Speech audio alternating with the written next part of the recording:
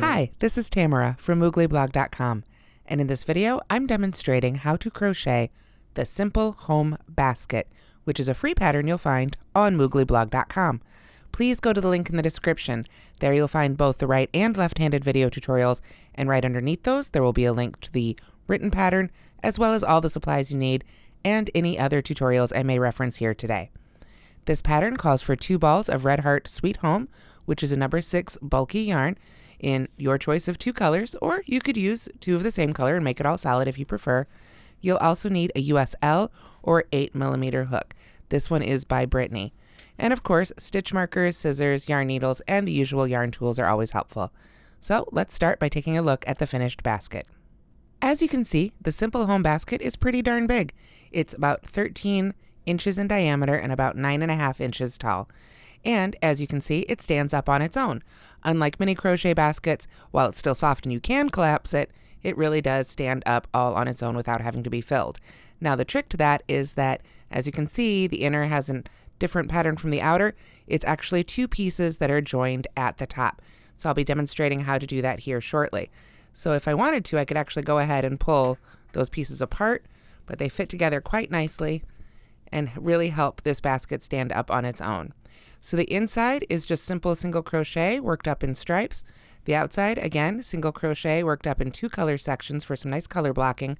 And then I did do a label, which I also have a tutorial for linked in, written out in the pattern, and I'll talk just a little bit about that here at the end. So that is a good overview of the basket. Now let's zoom in and look at those stitches. All right, to make the Simple Home Basket, we begin with the liner, which is part 1, the inner portion of the basket. So we're going to start with our color A. So for this demo, I'm using the Moody Blues colorway. I'm going to begin with a magic circle. So I wind the yarn around my finger twice towards me, and then go through, pull that back loop underneath the first one, yarn over, pull up a loop. See how that's nice and secure? And from there, I can begin working my single crochets right into that ring. If you're not familiar with the magic circle, or if you'd like a more detailed tutorial for that, I do have a separate tutorial for that linked at the link in this description. So from there, I'm going to chain 1, and I'm going to work 9 single crochets right back into that ring. So when I want to do that, I want to make sure that I go under the ring that's still wrapped around my finger and that tail. That's what will help us gather it closed at the end. I also find with this super bulky yarn, see, I can go ahead and pull my finger out at this point, which is great. It holds that ring open. But I also want to go ahead and put a stitch marker right in that first stitch I made. Sometimes with these fuzzier yarns, it can just be a little bit harder to see your stitches. So using stitch markers to help you out is always a good idea. Now I'll go ahead and add 8 more single crochets so that we have 9 total, all worked into that ring and making sure to work over that tail again. So there's 3, 4,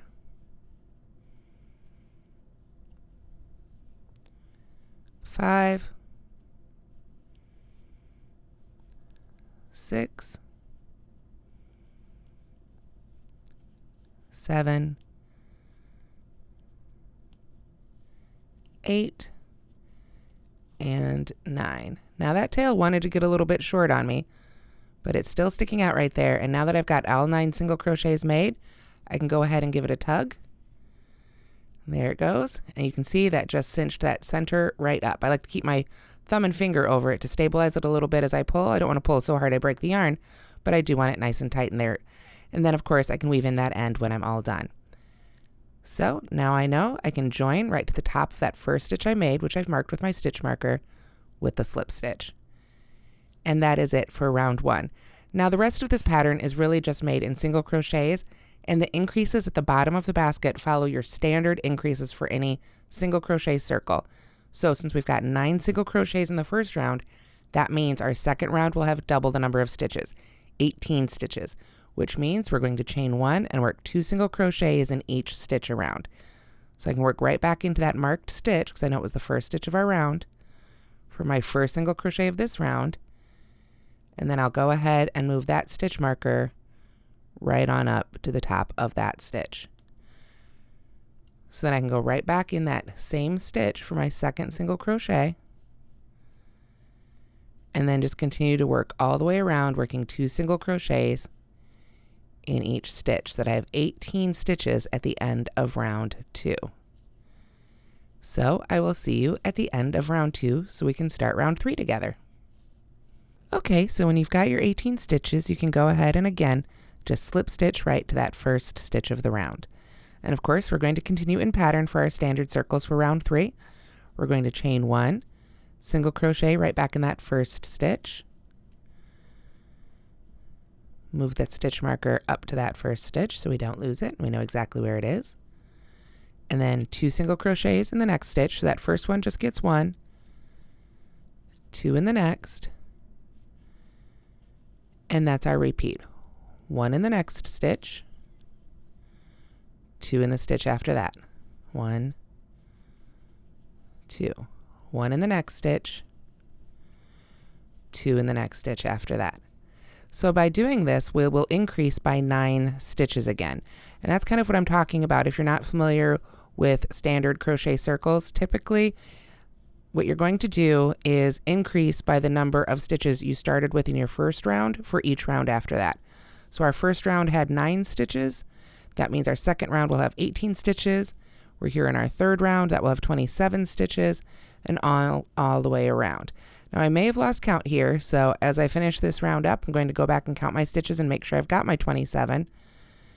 And then I will finish it up and we can begin round 4 together. All right, so I did it. I got my 27 stitches and I'm ready to join to that first stitch for a slip stitch. Round 4, of course, will continue our pattern. We're just going to scooch over our increases a little bit so that we don't end up making corners on the bottom of our basket. So what that means is for round 4, we're going to chain 1, single crochet back in that first stitch. Go ahead and move that stitch marker up. There we are. I'm going to go ahead and put my second stitch in that same stitch, my increase right in that very first stitch, so 2 single crochets there. Then I'm just going to single crochet in the next 2 stitches. So 1 and 1. That's our repeat. So 2 in the next, 1, 2, and then 1 in each of the next 2. 1 and 2. So if you've been thinking about the math of this, essentially each round as we continue on growing the bottom of our basket here, we're just going to have 1 more stitch in between our increases. We just want to shift those increases around every once in a while so that we don't end up with corners, essentially points on the bottom of our basket where the increases have lined up. So that's why we shift the increases around a little bit, but otherwise it's just a basic formula. You just have 1 more single crochet all by itself in between your increases with each round. And each round will increase by 9 stitches. As you can see, it grows very, very quickly with this nice bulky yarn, so you can get a big basket made in relatively short order. Now, I've included instructions on the written pattern if you want to change the size of this basket and make it a custom size. I'm not sure how much bigger you can go and still have it stand up. I think at a certain point, just the weight of it may keep it from standing up on its own, but you could absolutely go smaller, stop at a shorter point here, stop earlier in the increases and have a smaller basket. So those are included in the notes if you want to change the size of this. Otherwise, you can just follow the written pattern to keep your increases working here. Just kind of take a note of how many stitches in between your increases. As you can see, you go through this yarn super fast. I should have wound off a little bit more here before I started this round. But it's just 2 single crochets in 1 stitch and then a single crochet in each of the next 2 stitches for round 4. So at the end of round 4, we should have 36 stitches total, which is of course 9 more than the previous round. Here I am at my last 2 stitches, so I know it worked out. 1 and 1. I've got my 45 stitches and I'm ready to join. So from there, we're just going to continue our increases in pattern. Round 5, we'll single crochet in the first 3 stitches, then 2 in the next. 3, then 2, 3, then 2. The next round, 2, then 4, 2, then 4, 2, then 4. The next round, 5, then 2, 5, then 2, 5, then 2. So I think you see the pattern. We're just going to continue growing the bottom of our basket. Then, after we've got our diameter made, we're ready to start working evenly in rows. So I'm going to go ahead and finish this up and we'll jump to that point in the pattern. Okay, so if you follow the written pattern, you'll keep increasing through round 9 for the liner, which will end with 81 stitches around. I'm just going to stop here for the sake of time, and so it's a little easier to see. When you finish round 9, you actually want to join with your next color. So I'm going to go ahead and pull this slip stitch back out, put my hook back in the loop there, and then when I put my hook in that stitch to make the join, I'm going to pull up my second color. For this one, I'm just going to use the dark denim colorway. So I'm going to yarn over with my new color and pull that right on through the first stitch and through my loop. So I've slip stitched with my new color. Then I'm just going to let that end hang to be woven in later, and I'm also going to let my color A hang back here because I'm going to pick that back up again. I'm going to carry these along the inside of our liner, which will actually become the outside, as you'll see here in a few minutes. But I'm going to go ahead and carry these strands on the inside so that I don't have a bunch to weave in. So at the end of making the liner, we'll only have 4 ends to weave in, 2 from each of the colors. So let's come back to our right side here. Now, to begin round 10, we're just going to chain 1 and single crochet in each stitch around. This round is just worked even. So if you want to go ahead, you can work over your end a little bit here of this color, just to tack it down a little bit. So there's the first stitch of that round. So I'll go ahead and move my stitch marker on up, like so. And then I'm just going to single crochet in each stitch around for round 10. Rounds 11 and 12 are exactly the same. We just continue with this color, our color B, working a single crochet in each stitch around. By working evenly, this will start drawing in the sides of our basket and start making the height now that we've finished our base. So just single crochet on around for 3 rounds, rounds 10, 11, and 12, each one of which should have 81 stitches, and then I'll join you back here for round 13. Okay, so this is my tiny little round 10, but round 11 and 12, like I said, are exactly the same. And really, after that, it's all the same as you work on up the height of this basket. Let me pull up the finished one again so you can see the interior liner here. This was my color A, then I switched to color B and started working even. So I just changed colors, just like I showed you, every 3 rows. And then after working 2 more rows of my color A, which took me through, would have been round 26, that's where I went ahead and broke that yarn and finished off and begun the outer portion. So after you've made your inner portion, go ahead, break your yarn, weave in all your ends and set it aside, and we're going to make the outer portion, which you can see right here now. All right, so here we have the bottom of the basket, the bottom of the outer portion of the basket specifically, and it is begun exactly the same way. The only difference is you're going to probably want to start it with your color B, or whatever color you want to make the bottom portion of your outer. Again, rounds 1 through 9 are exactly the same as the inner portion, so you've already seen me talk about those. The only difference is then you want to work 1 more round, round 10, 1 more round of increases. So for the outer portion, you want to make sure to work 1 more round of increases so that it can come around the outside of the liner. So at the end of round 10 for the outer, you'll have 90 stitches. Then, of course, you can just start working even again, just like I demoed on our last swatch. Then when you get to right up here, which would be, I'm looking at my pattern here to make sure I'm saying the right one, round 21, that's our last round with color B. So I'm going to pull my swatch back up and show you how to finish that off with my seamless finishing, and then how to begin the second portion, and then I'll show you how to join them together and a little bit about the label.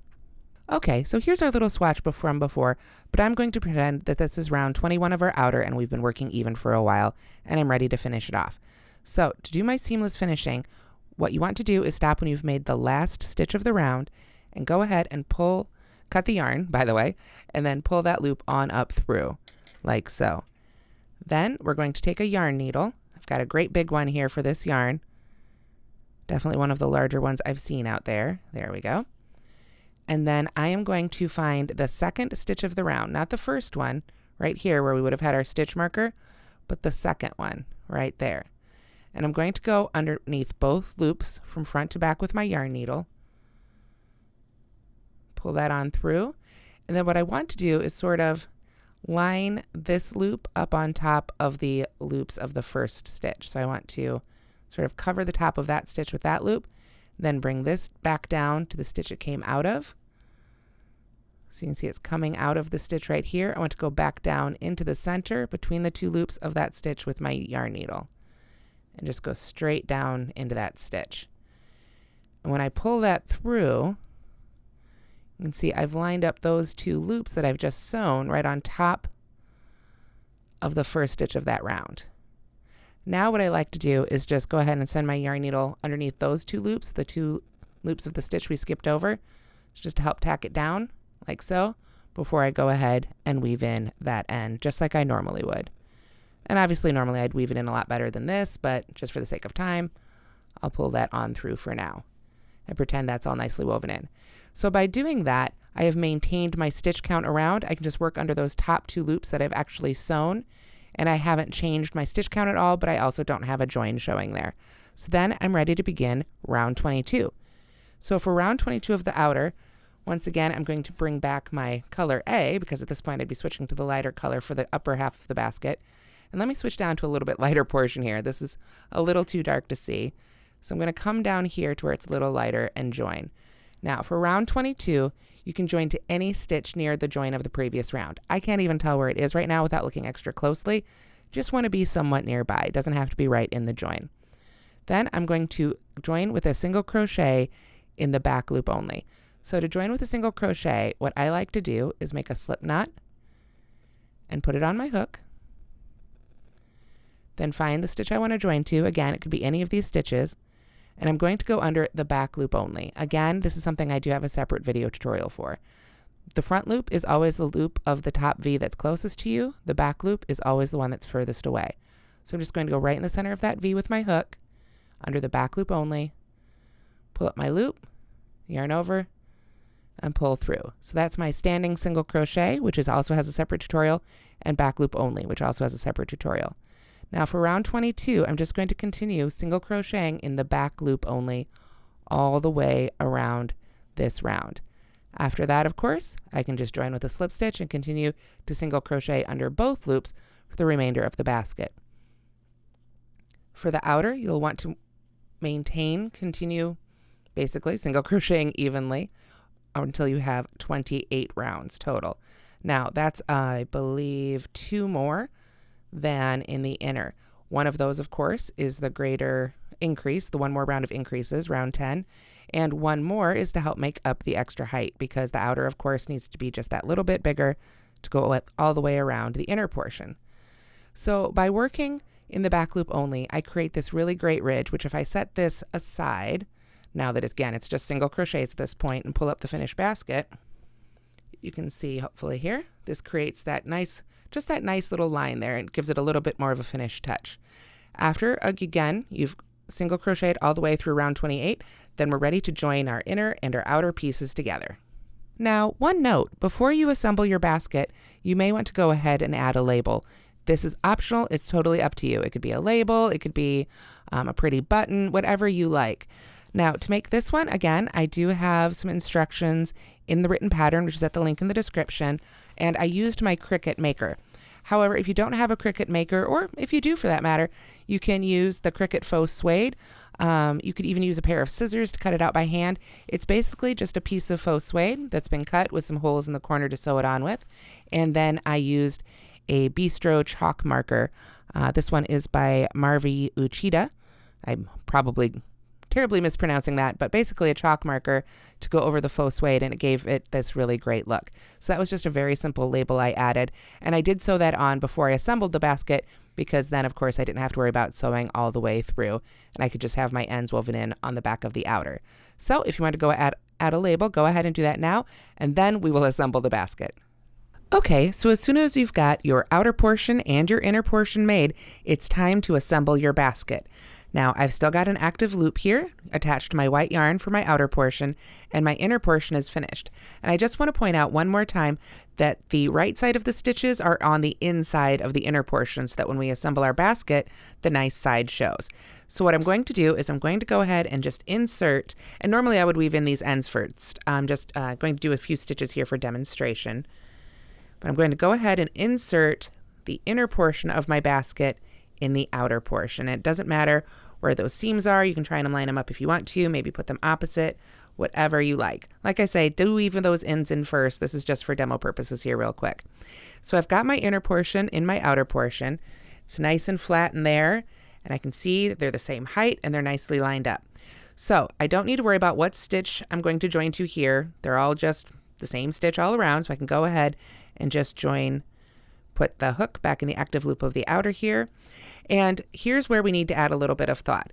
For the outer portion, we had 90 stitches in each round. For the inner portion, we have 81. So that means we're going to join 8 stitches from the outer to the inner, and I'll demo that in a moment. And then for the next 2 stitches of the outer portion will be worked in the same stitch of the inner portion. So let's do that here together. I'm going to start by chaining 1, and then I'm going to work a single crochet right in that first stitch of the outer, and then I'm just going to pick up the inner and pick any stitch. Doesn't matter at all, any stitch of the inner portion. Put my hook in there, yarn over, and pull it through both of those stitches like so. Then I can just yarn over and finish that single crochet. So that's 1. I'm going to do that 7 more times so I have a total of 8. So there, go through the next stitch of the outer and the next stitch of the inner. Make a single crochet, so that's 2. Then I'll come here for the next one. 3. Just take your time, make sure you go through the next stitch of both layers. There's 4. And then 5. 6. And here is 7. And here is 8. There we are. I'm just going to double check, make sure I didn't lose count somewhere there. 1, 2, 3, 4, 5, 6, 7, 8. So this is where we have to be a little more careful. I'm going to join the next stitch of the outer, so our 9th stitch, to the next stitch of the inner. But then I'm going to come over here to the next stitch of the outer and go back to that same stitch of the inner. So those are stitches 9 and 10, like so. Then we start over again with just 8 stitches worked evenly, so to speak. Go to the next stitch and the next stitch. Make sure you don't end up back in that same one again. There we go. So we'll do that 8 times, and then we'll do the same thing of working 2 outer stitches into 1 inner stitch. So just continue right on around your basket like so for this next round, and then I'll be back with our finishing. All right, so round 1 of the assembly was just getting those joined together there, and then for round 2, we just slip stitch in the back loop only of each of those single crochets around. You know how to slip stitch, and I've already shown you the back loop only. Again, if you don't want to do the back loop only, you can go under both loops. I just think it gives it a nice little finished edge right here. And that is how you make the simple home basket using Sweet Home Yarn by Red Heart. I hope you'll give it a try. Again, please go to the link in the description where you'll find both tutorials, a link to the written pattern with each one of those rows completely written out for you, as well as links to all the supplies you need. Thank you so much for watching. Let us know what you think in the comments, and don't forget to subscribe because we do lots of lives too and you don't want to miss those. Have a great day.